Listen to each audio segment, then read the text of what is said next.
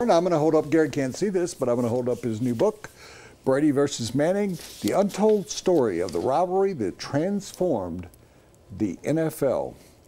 Gary's a longtime columnist, football columnist for the New York Daily News, author of many books. This is the latest. Welcome, Gary. How you guys doing this afternoon? How's the book going? Well, it goes on sale tomorrow, Woody, so Wow. I think the pre-orders have been really, really good, and hopefully, tomorrow when it's available, people will be heading out to the bookstores and to all the online services as well. Well, I'm excited for you because I know what's going on in New York.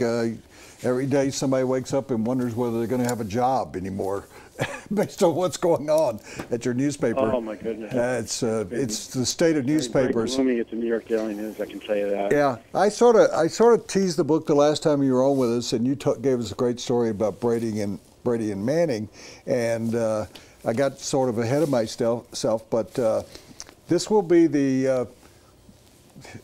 I can't count very well, Gary, anymore. You know, I'm from the South. You know about that, being from the South.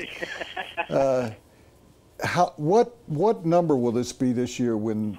Oh, it'll be 17. 17. I was going to say 16. Tom is 11-5, but that includes 2-2 in the playoffs, and Peyton has won the last 2 meetings in the playoffs. Both of them in AFC championship games. One in Indianapolis in 06, and then obviously the one in Denver in 2013. Would you say that you have as your subhead of the book, Brady versus Manning, the untold story of the rivalry that transformed the NFL? Is this the greatest quarterback rivalry in the history of the game?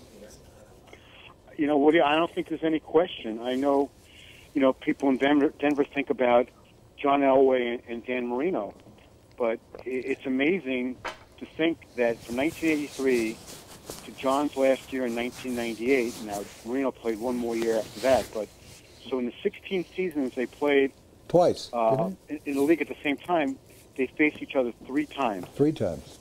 I thought it was 3 twice. times. And one was early. One was early, and one was late. That I remember. Well, 2 of them were in John's final season. That's it. In '98, one late in the regular season. That was after the Giants had, Denver had gone into Giants Stadium at 13-0, and the Giants stopped the undefeated season, and then the Broncos went to Miami the next week, and then the Broncos went ahead and beat the Dolphins in the playoffs that year. So 2 out of the 3 times that Elway and Marino faced each other were in Elway's final season in 1998. So it's amazing. In the first 15 years in the league together, they played against each other once. Huh. I was trying to think of Roger Staubach versus Joe Montana, John Terry Bradshaw. Yeah, Terry Bradshaw, and who he might have played over and over again that was in Cincinnati.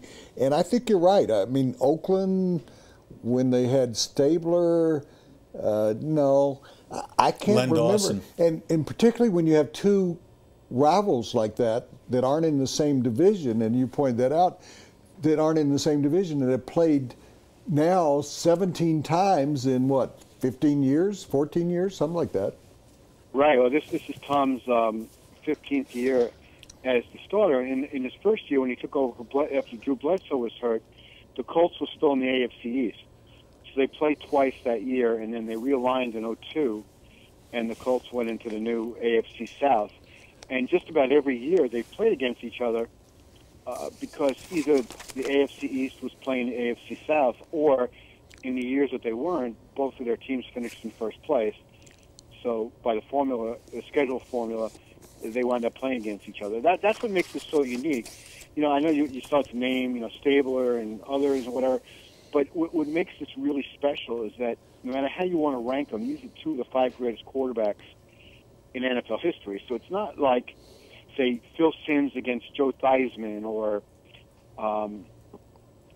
any other one that you'd want to come up with, Roethlisberger against Flacco, which is a real good one right now. But when you look at it historically, Brady, depending on how you want to do it with him in Montana, Brady could be the best quarterback, and I think that he is in NFL history. And then Peyton, I would rank it. I'd be interested to hear what you guys have to say. I have it right now: Brady, Montana, Unitas, Manning, and Elway. I I honestly would put Elway. I would transfer Elway and Manning.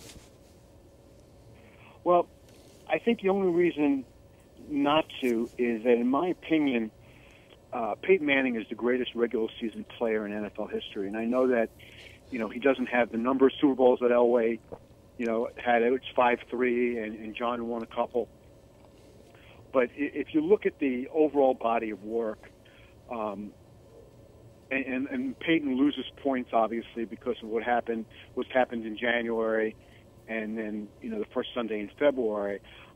I think that's why he gets downgraded, at least in my mind, to number 4. I think that overall, I think that Peyton was a better player than Elway. But that's not saying anything negative about John. I mean, if you're in the top 5 in NFL history among quarterbacks, it's pretty hard to. There's not much to choose from between them. I guess I'll put it that way. He's Gary Myers of the New York Daily News. Just came out with his latest book, Brady versus Manning. And all of our guests are brought to you by Papa John's. Better ingredients, better pizza, Papa John's.